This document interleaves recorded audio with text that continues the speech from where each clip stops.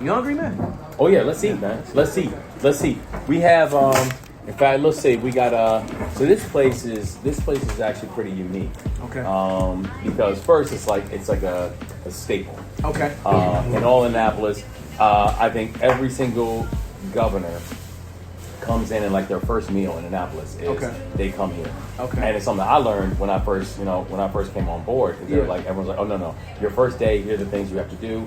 Here's the place you have to go. Yeah. And before you do anything, before you sign anything, you need to come over here. You got to come in here. Yeah. And because it is like the staple is great food. Actually, ironically, I found out one of the only particularly downtown area, one of the only black-owned places. Oh, amazing. That we have here. Every governor gets a chance. You'll see even some lawmakers get a chance to have specialty sandwiches and all that kind of stuff. I went a little bit different. Okay. And so what I went with because one of my favorite things is crab cakes, and one of my favorite things is chicken and waffles. And so what I did was I kind of just combined it, and I made a crab cake and waffle. So that's crazy. It is. Yo, you out of pocket. Everybody's like, you pick what? Yo, so crab cake. A crab cake and waffles. Okay.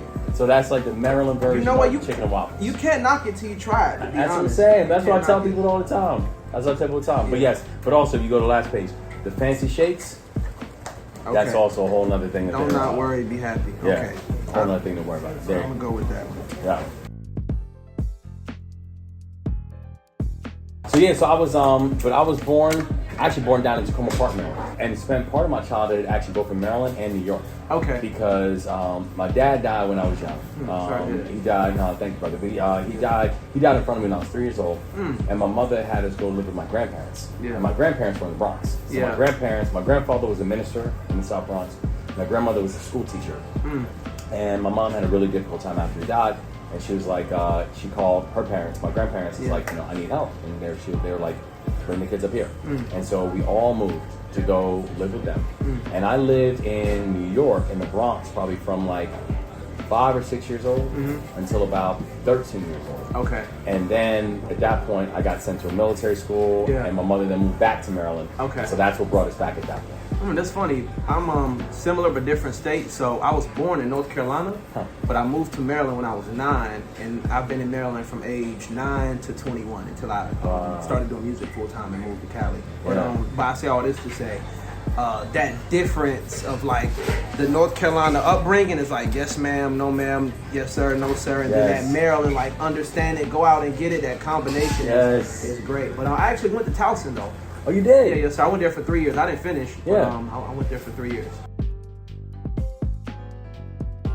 I tell you, one thing I always tell students is that when you find that thing that like just makes your heart beat faster, absolutely. Go after it. Nah, for sure. Go after it. And that's exactly what you did. Yeah, for sure. And like that's why you are such an inspiration for so many people, because I feel like a lot of people, they go through the paces in life. And they go do the things that other people tell them are the right things to do, or oh, you should do this because this, you should that. But it's like, but no, the people who really go out and go after it are the ones who we say like, fortune favors the bold. Absolutely. And the ones who are willing to go out there and be bold. And so that's why, again, I just have a lot of respect for. Nah, I appreciate that, dog. I appreciate that. I really do. There's a certain level of discipline that they bring to everything they do. Yeah. And so like that's why I'm always like, I will bet on those folks anytime. Yeah. Because I'm like, I know that they're just, once they have it in their mind, what the objective is going to be accomplished. There's never a question about it. Yeah. Because they have a certain level of discipline that is just completely undeniable. At what point did you realize that it's like, no, this isn't just something that I'm good at. This is something I'm transformational at? 3 ages. I fell in love with rap when I was 5. Meaning like that's when I started writing down my first rap. At 10, that's when I first started to like write raps and songs. And there was this dude, I grew up in Suitland, Maryland, in PG County. And there's this dude named OC who lived in my neighborhood. Whenever I'd be walking to school, he'd be like, yo man, kick a freestyle rap for me real quick. I rap, he'd give me like $3, $5. I get the little $3, go to the corner store, get some fries or something like that, get a bag of Doritos. So I was doing that, and I make sure every day I had a new set of rhymes written for him, so I get my little $2, $3, whatever he was going to give me.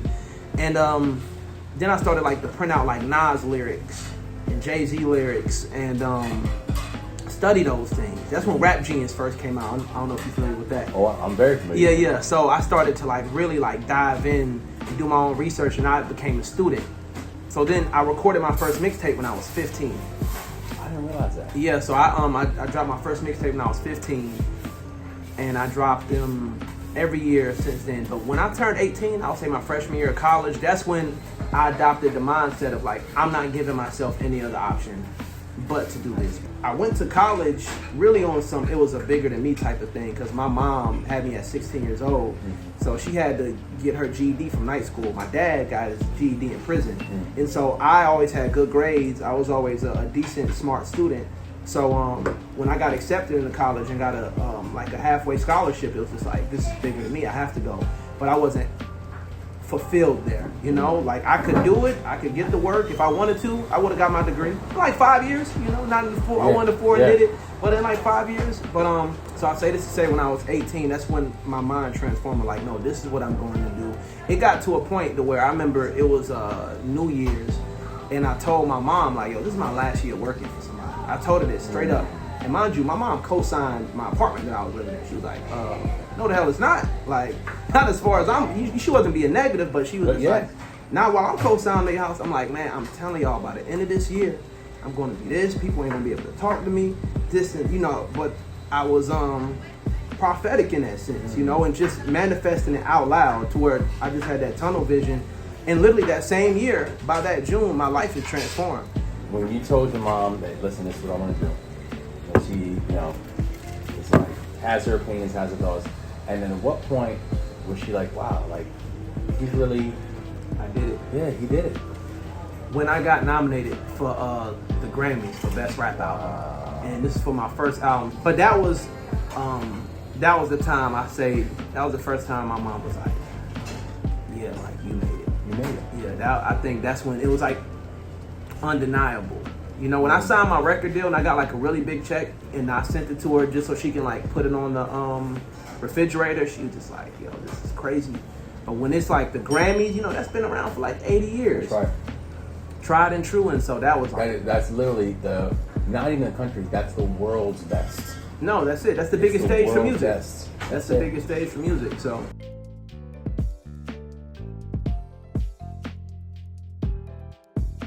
Part of the reason why we put so much work into arts in Maryland, that's our foundation. Like, so much of arts culture in this country started out in the DMV. Mm-hmm. Like, we really are the home front for so much of arts talent, arts development. Yes. And so part of the reason, we do want to make sure we're supporting and investing in it is because, like, that's our foundation, guys. Yeah.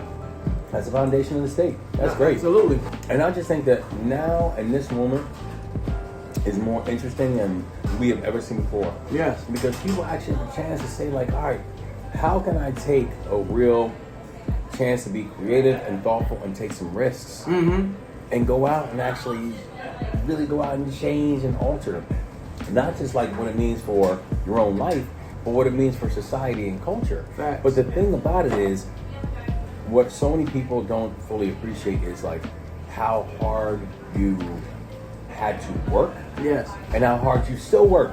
Absolutely. To be able to maintain. And for a lot of people, they think this thing is like, they think it's simple. They think it's just easy. They think it's overnight. And it's like, it's trying to feel like, yo, nothing is overnight. Nothing. Everything is a grind. Yeah. Everything is like, how bad do you want it? How hungry are you going to be? And if you are willing to do that and be that dog and put in that work, then yes, anything is going to be possible. Yeah, absolutely. But don't think for a second that this is just like, oh yeah, and I did this, and then 6 months later, I was selling 15 million records. Like, nah, dude, that's not how this game works. No, absolutely. That's not how this game works. I'm sure it's the same your way. It's like, obviously, everybody sees it when, you know, you're governor, but and not to say that was even your ultimate goal, right? But the steps that take, or more so, being governor, I'm sure for you, the fulfillment comes from doing amazing things, you know, for the state of Maryland, for the people, you know. And I love the emphasis on early childhood education as well. Sir. That's super important to me. Economic education, that's something I had to get into by necessity. Whenever I always visit my middle school, Thurgood Marshall Middle School. It's in Temple Hills, Maryland, because they're really like underserved. And so when I'm there, one thing I'm always preaching is just like, it's kind of hard to teach this to middle schoolers, but just financial literacy in a way, because it's so important. Just like financial literacy, because it's so, especially for people who look like us, there is no such thing as that. There's no such thing. It's about ownership. Yes. Like, we've got to get to ourselves to a position where we are owning our stuff. Yes. Owning content. Absolutely. Owning your creativity. Owning your IP. Owning homes. Owning businesses. Yes. Like, ownership. Yeah. Because that's the only thing that when we talk about what does it mean to create long-term wealth. Yes. Because I'm always very different. I'm like, listen, there's a big difference between income and wealth. Yes. Income is good. Absolutely. Wealth is better. Wealth is better. Yes. Because wealth is something that even when your income stops, your wealth you take with you. Absolutely. I could have income, and if a person loses my job, my income is now gone. But that's not how it works with wealth, because that's what you own. And so it's a big obsession that we have is how do we make sure that we can have an ownership society? Yeah. Like, I want more homeowners. I Yes. want more entrepreneurs. I want more people from every community to be able to say, I know that my job is to lift up Yes. my community. And by building, by growing, by investing, that's how you create not just personal economic security, but that's how communities Absolutely. have economic security. Yes. And so, the fact that we want to be around and we want to support the risk takers, like, my job is to create as many of you as possible. Thank you. There's nothing that will make me more excited. If your example, the example that you set, is one that just becomes modeled Yes. for so many of our young kids, our young boys who are coming up in Prince George's, Yes, sir. Temple Hills, but everywhere. Absolutely. For them to just know, like, if you put in the work, this thing is real. But Yes. if you put in the work, Absolutely. this thing is real. And you given these platforms, and they having a lot more resources. Like, even now, it's so many centers for arts, Yes. local YMCAs that have studios, or just like I stopped by my old neighborhood. I looked at the YMCA and all the classes and resources, state provided. I was just like, if I had this, I would have been. Still turned out decent, but I would have been a beast younger, So I'm loving that, and also, so I guess obviously, like, your first term you did a bunch of dope stuff, and I know you're super proud of it, and you should be. I'm proud of it. Yeah. I'm proud to be a Marylander. Thank you. What's important for you for this next term? Like, what's the important initiatives and incentives for you for this next term? And, like, how can I be of service and of help for it? We have had a big push on economic growth. Yeah. And we want, get more people, not just employed, but more people, like, earning. We were focused on things like how we raising wages. Maryland went from having one of the $15. highest. That's it. And because I was like, you shouldn't have people who are working, in some cases, multiple jobs and still living at or below poverty line. Yes. Like, that's disincentivizing work. And so we have a big push on that. We have a big push on making sure we are getting more people into the workforce and trained up. Like, we're watching this assault that's happened on the federal side right now on federal workers. So in Maryland, we've just been really creative about, okay, well, what can we do to make sure that all of our people are okay? Yeah. And so we've gone from one of the highest unemployment rates in the country to one of the lowest unemployment rates in the country. We've had 30,000 new businesses start or be recruited to Maryland since I've been the governor. So we're really excited about that. We got to keep on focusing on economic growth. Yeah. But another big thing that we are really pushing on is ways to support our young men and boys. Yes. And a big thing around that is, we've seen tremendous growth, what's happened with our young women and girls. Yes. Which is wonderful.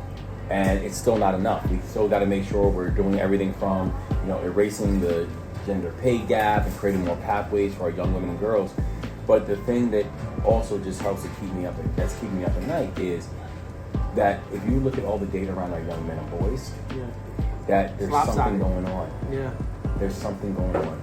And it's everything from, if you look at like mental health and suicide rates. Yes. If you're looking at college placement rates literally hasn't moved in like 30 years for our young men and boys. Same thing about workforce participation. And so if you see what's happening and where we're also getting the clarion cry, not just from us, but also from like our women.